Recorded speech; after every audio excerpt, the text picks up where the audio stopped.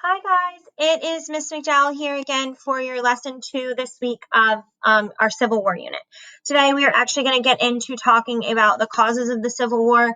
Just a friendly reminder that in our Civil War unit we will be talking a lot about slavery and some controversial topics that sometimes might be difficult for us to learn about and difficult for us to talk about.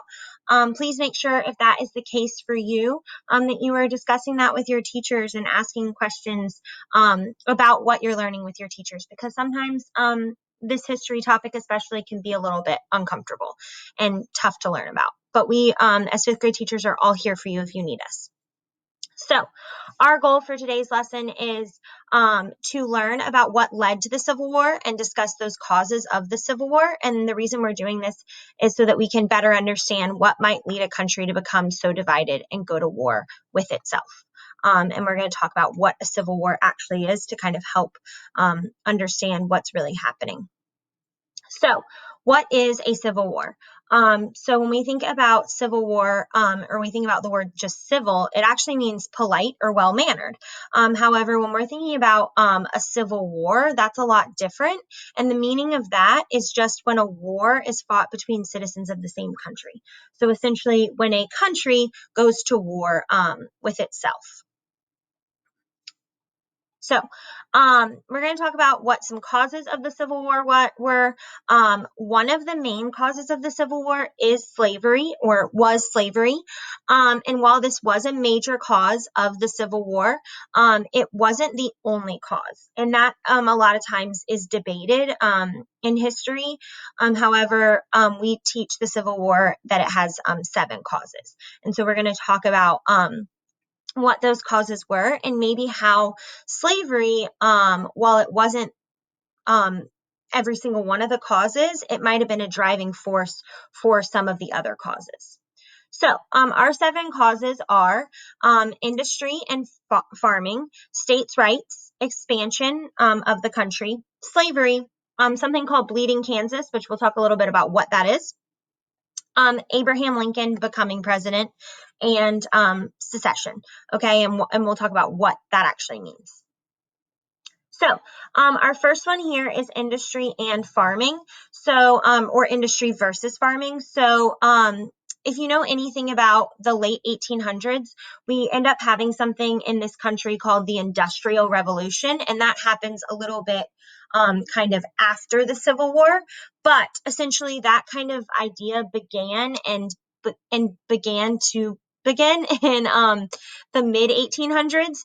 And so a lot of people in the North actually lived in large cities like New York and Philadelphia and Boston. And in those large cities, instead of farming so much anymore, they actually moved towards industry, which when we think about industry is kind of more like thinking about factories and factory working, and kind of larger company working instead of small farms. And then in the southern states, they actually ended up maintaining those larger farming communities, and that's how they built their economy or how they made their money in those states. And so because of that, the economy was based a lot on slave labor. And so they used slaves and did not pay them to do the work on their farms. And so that's why a lot of times maybe the North was moving away from believing in slavery, because they're actually allowing people to work in factories and get paid for their work, and not so much of their state's money is coming from farming. Instead, it's coming from these factories. And so the North no longer needed slaves as much, and then the South really relied heavily on slaves because they used them as a free source of labor, which we know is not okay and totally not accepted. You'll notice that each of these, when I talk about these, are in quotes. It's because you can't see the link right now down here, but I got them from Duxter. I'm sure a lot of y'all maybe use Duxter for your wax museum speeches, but it's a great website for kids with quick facts on a ton of history concepts. So check them out if you want to know more about the Civil War. So next we have states' rights. The idea of states' rights was not new in the Civil War. So remember we talked about that when we talked about government and the articles of the Constitution.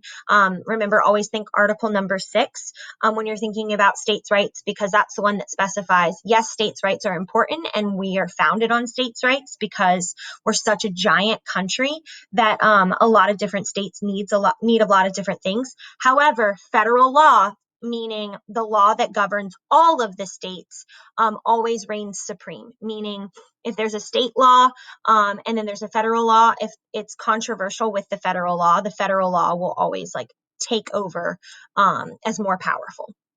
And so states' rights were a really big issue when we're thinking about the Civil War. And so it was first written, and there had been arguments about how much power states should have. And so kind of that, hey, what do we consider a state right and what do we consider a federal law? And so kind of thinking about like education is a good one when we think about that, because a lot of what happens with education is determined by our states. But there is some federal law that kind of goes along with what happens with our education. So states' rights was a big issue during the Civil War, and the Southern states just felt like the federal government was taking away all their rights and powers. So because they were trying to make all these changes, especially with things like industry and farming and slavery, the Southern states just felt like, hey, like these are decisions that should be made by the state. Or state specific, and you're actually taking all that right away, which is part of our Constitution and part of what this country is founded on. And so we need to make sure that we're keeping that. So a big cause of the Civil War was states' rights. So the next one is expansion. So remember with westward expansion, we talked a lot about this, and we even talked about this in lesson 1 with the Mexican-American War, because that's how we gained much of like California and Utah and New Mexico's territories, which is now like Wyoming and Utah and Arizona and New Mexico.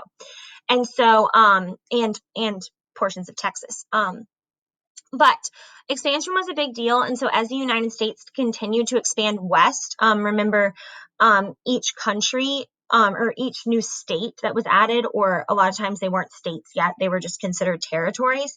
Each of those that were added, there was kind of this like power struggle between the North and the South, and whether or not it would become a slave state or whether or not it would become a free state. And so the Southern states began to fear that they would lose a lot of power, and then they would again lose all of their kind of states' rights, because it kind of, I guess, felt like to them that the northern states, or that they were allowing more free states in, or making more of these territories free states as opposed to slave states. And so each of those new territories, especially all of that territory that we gained in the Mexican cession, all of that we gained in that, actually kind of became these senses of power struggle between the two and what they were going to let. And remember, a lot of times they ended up just letting the state decide. So we're going to keep moving. Our next reason is slavery. And you will notice that as I was talking about all those other reasons before, state rights, expansion, industry and farming, all of those kind of come back to the main idea of slavery. And so while they're their own causes and reasons for the Civil War, they're all kind of founded in the idea and the concept of slavery. And so that's why with historians or people that study this time period in history, there's a lot of debate on whether or not the only cause is slavery, or if there are multiple causes. We're showing you that there are multiple causes, but emphasizing the fact that they all kind of lead back to the idea of slavery. And so at the heart of the South's issue was slavery. The South relied on slavery for labor to work in the fields. Many people in the North believed that slavery was wrong and evil, which we know to be true now. And then these people are called abolitionists. So you'll hear us talk about abolitionists, and we'll talk about Henry's Freedom Box. A lot of you've read that book before, but we'll talk about that later on. But abolitionists, people who did not agree with slavery and fought hard against it, were a big kind of people in the North, and a lot of them were ultimately ended up being freed slaves. And so they were fighting hard against slavery, and they wanted slavery made illegal throughout the whole of the United States. So it wasn't okay with them that it was just in the North that they were free. They wanted it all throughout, including in the South. And they even worked really hard with things like the Underground Railroad to actually free slaves from the South. And so abolitionists such as John Brown, Frederick Douglass, Harriet Tubman, and Harriet Beecher Stowe began to convince more and more people of the evil of slavery. This made the South fearful that their way of life would come to an end. And the kind of idea behind that is, again, it's all kind of money-based. Unfortunately, at the time, slavery was so impactful that people were actually property. I know we've talked about this in my class, but I don't know that other classes have talked about it. So people considered, slave owners considered slaves their property, and they had a monetary or money value attached to them. And so southern states became really scared that ultimately, in their minds at the time, they would lose all this money because slavery was going away, and they wouldn't be able to sustain their way of life and keep their farms running. Okay, so the next one is Bleeding Kansas. Again, this one ties back into slavery. And so it's the first it happened right after the Kansas-Nebraska Act. And essentially the Kansas-Nebraska Act ended up allowing Kansas to vote on whether or not they would be a slave state or a free state. And so at this time, while some people Kansas is considered like the Midwest, but some people consider it a part of the South, and some people consider it maybe not a part of the South. But the region they were in kind of had a lot of like disagreements, and it was kind of split kind of 50-50 on, hey, should we be a slave state, or hey, should we be a free state? And a lot of times, unfortunately, when people can't agree in history, they end up going to fights. And a lot of people ultimately were killed in what they're calling skirmishes, which I put there so that you know those are fights. And that ultimately led to Bleeding Kansas, because there unfortunately was a lot of bloodshed over this debate on whether or not Kansas should be free or it should be a slave state. And so eventually Kansas did enter the Union as a free state in 1861, which is the year the Civil War started. So ultimately they became a free state, but there was a lot of blood lost and a lot of battling, or kind of fighting, not necessarily full battles, that happened because they couldn't decide if they should be free or slave state. And so this was another thing that pushed those southern states towards wanting to start the Civil War, because they'd lost Kansas as a slave state. All right, Abraham Lincoln. He is the big kind of one of the main reasons of the Civil War, causes of the Civil War. And so basically the South kind of saw this as their final straw, or like the last thing that happened that made them want to secede. And the final straw for the South was the election of Abraham Lincoln as the president of the United States. So it's kind of interesting because he wasn't even on the ballot, meaning he wasn't, remember, that's what people vote on. And he wasn't even on that in 10 of the southern states. However, still he won. And he wasn't on that because ultimately he was an anti-slavery Republican Party. And I know some of you might be exposed to different things with Republican versus Democratic parties at home. Remember, we leave that out of our conversations at school. But just to make note, the Republican parties versus the Democratic parties were actually kind of flopped in their belief systems at this period in American history. So just keep that in mind. And so Abraham Lincoln was a member of the anti-slavery Republican Party at the time, which a lot of Southern people at the time were Democrats and didn't agree with that political belief of anti-slavery. And so they kind of felt like the Southern states were going to lose slavery. And so that ultimately Abraham Lincoln was against the South because he was against slavery. All right, so kind of last thing we're going to talk about is secession. And secession is when Lincoln was elected, many of the southern states decided, hey, that was our final straw, that was the last thing, and they no longer wanted to actually be a part of the United States. So they didn't initially start war. They actually just starting with South Carolina, they just felt they had the right to leave. We don't agree with how our government's being run, so we're going to leave the United States, and we're actually going to form what they called the Confederate States of America. And that was 11 states that did that ultimately ended up being 11 states that did that. And then Abraham Lincoln said they did not have the right to leave the United States and sent troops to stop the South from leaving. and then the Civil War began. So it wasn't necessarily that the southern states just went to war with the northern states. They actually were like, no, we just want to be our own country because we have different belief systems and we believe a little bit firmer in state rights. We just want to leave. But Abraham Lincoln felt as president that wasn't a state right. They couldn't say that they can do that. And so ultimately, he sent troops down and they began to battle. Just in general, the meaning of secession is the action of withdrawing formally from membership of a federation or body, especially a political state. So when you're thinking about that, it's just the act of withdrawing or taking away or removing yourself. And a lot of times for this word, it typically means in terms of political views or in terms of like a whole body of people, or in this term, states. You'll see here on this map that these are in blue as Union states. And so that means states that wanted to stay a part of the Union or the United States. And then here are just what we consider territories at the time. So remember, Utah, Nevada, New Mexico, Colorado, Nebraska, Dakota, Washington.